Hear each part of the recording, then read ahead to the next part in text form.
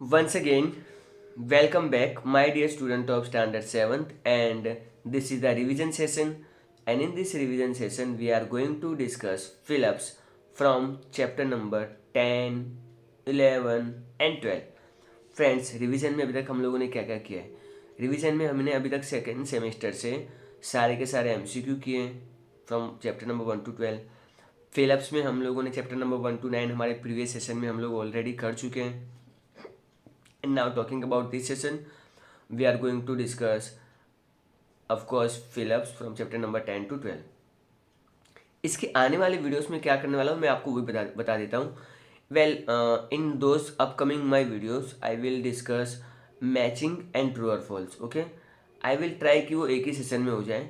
Otherwise हम लोग matching का अलग सेशन रख देंगे एंड ट्रू और फॉल्स का अलग सेशन रखेंगे। Okay friends, so without any delay video को शुरू करते हैं। Okay, so as you can see chapter number 10 के लिए मैंने एक अलग स्लाइड बनाई है, चैप्टर नंबर 11 के लिए अलग स्लाइड बनाई है एंड चैप्टर नंबर 12 के लिए भी ऑफकोर्स आपको एक अलग स्लाइड मिल जाएगी। So only 5 fill ups are there from chapter number 10, so let's begin. Well, fill ups number 1, the property that everyone can use is called public property. Property जो हर कोई यूज़ कर सकता है उसे हम लोग क्या कहेंगे? पब्लिक प्रॉपर्टी कहेंगे। ठीक है, गवर्नमेंट प्रॉपर्टी भी कह सकते हैं। Now number 2, it is our duty to use the property properly as that belong to all of us.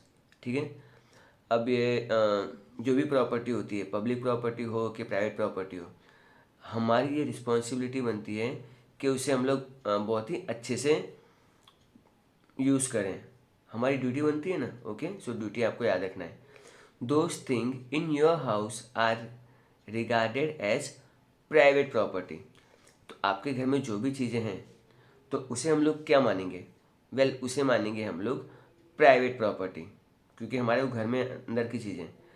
Trees planted on the road are called public property. और जो normally road के side में जो आपको ट्रीज लगे हुए दिखते हैं उसे हम मानेंगे public property. Okay, now number 5, the memorial in our country are our pride. जितने भी ये मेमोरियल बनाए गए हैं हमारे कंट्री में, एंड इससे हमारी कंट्री का क्या होता है? प्राइड बढ़ता है। हम लोग इसे देख के गर्व फील करते हैं। Okay, so this is the fill ups from chapter number 10। Now let us move to chapter number 11. Well, what I like about this chapter, इसमें जो पहले 3 फिलअप्स हैं उन तीनों के आंसर नरसिंह मेहता है।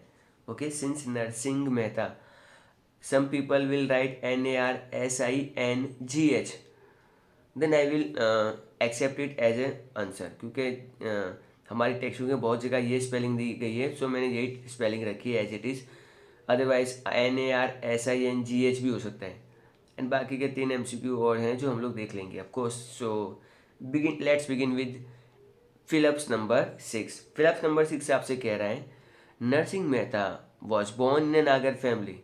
सो किसका बॉर्न नागर फैमिली में हुआ था? Well, your answer is Narsinh Mehta. Okay friends, so अब आगे बढ़ते हैं हम लोग नंबर 7 पे। Narsinh Mehta a complaint sadhu and sant since his childhood. So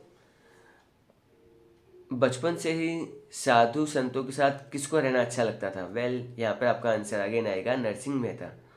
okay friends, तो अब हम लोग बढ़ते हैं फिलअप्स नंबर 8 की तरफ। वेल, फिलअप्स नंबर 8 पूछ रहा है, devotional song of Narsinh Mehta have deeply affected the Gujarati community. तो यहाँ पे आपसे पूछा जा रहा है किसके डिवोशनल सॉन्ग गुजराती कम्युनिटी को बहुत ही अफेक्ट करते हैं? वेल, आपका आंसर है Narsinh Mehta. Now moving towards the fill ups number 9, Raidasi cult, या इसको हम लोग सेक्ट भी कहेंगे, started after the name of Raidasi. तो रायदास के ऊपर कौन सा सेक्ट बना? Well, Raidasi. Very simple, Raidas के पीछे आई लगा दो तो रायदासी हो जाता है। Now not MCQ, fill ups number 10, there are many follower of Raidas to Gujarat. I think to Gujarat in Gujarat आना चाहिए। एनी हाउ,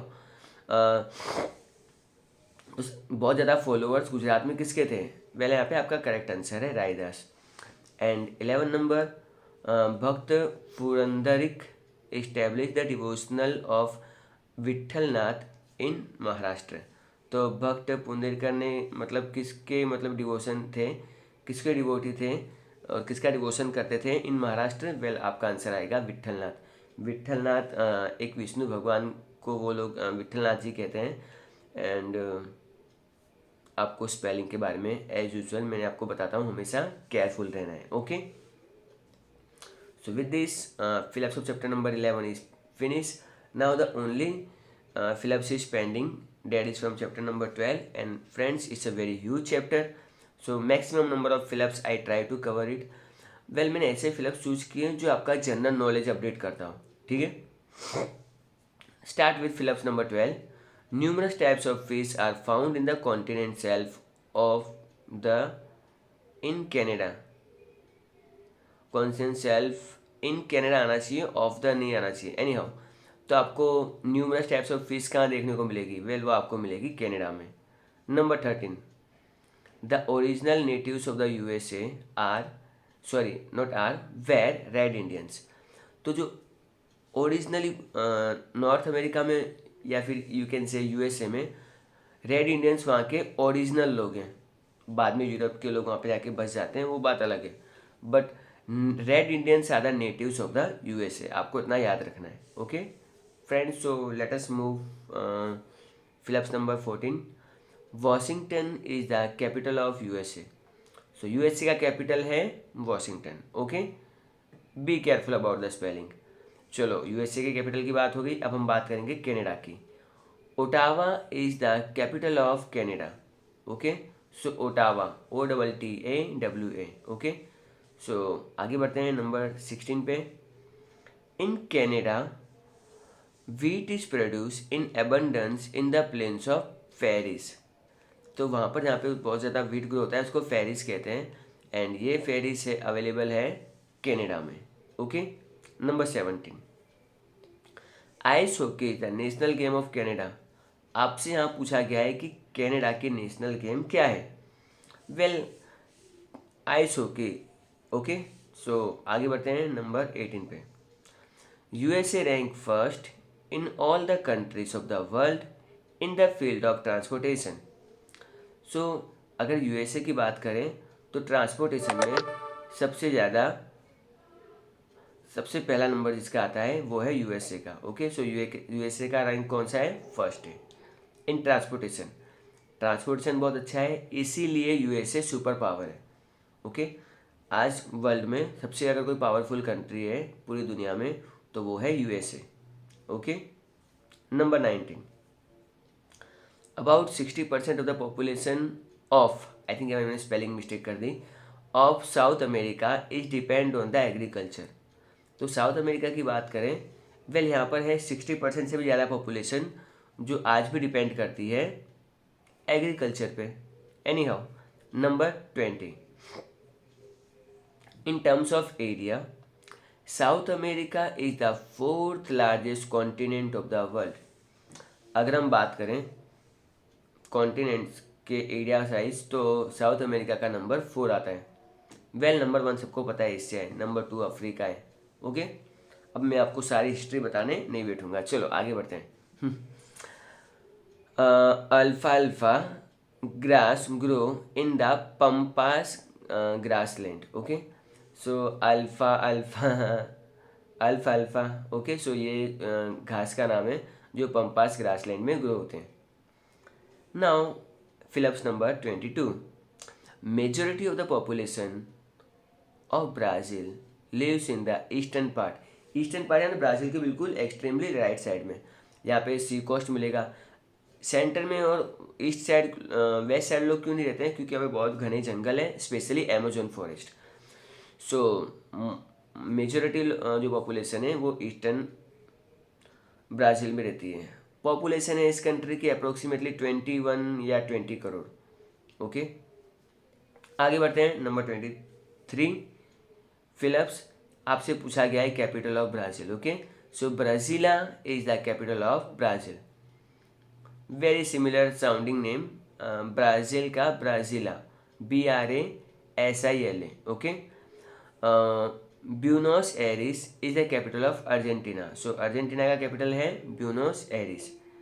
एंड सबसे लास्ट में, the national language of Argentina is Spanish. Friends, Argentina पे स्पेनिश लोग रूल करके गए थे, इसीलिए उसका नाम, इसलिए वहाँ पे स्पेनिश लैंग्वेज ज़्यादा बोली जाती है। टॉकिंग अबाउट ब्राज़ील, ब्राज़ील में पोर्टुगीज़ लैंग्वेज ज़्यादा बोली जाती है, सिंस पोर्टुगल वहाँ पे रूल करके गए। इंडिया में इंग्लिश लैंग्वेज ज़्यादा बोली जाती है क्योंकि ब्रिटिशर्स रूल करके गए। एनी हाउ, ये तो इफ़ेक्ट होते ही रहते हैं। सो with this note, I am signing off. Very soon I am going to got fill ups and true or false. So with this note, I am granting you a leave, and as always, thanks for listening me.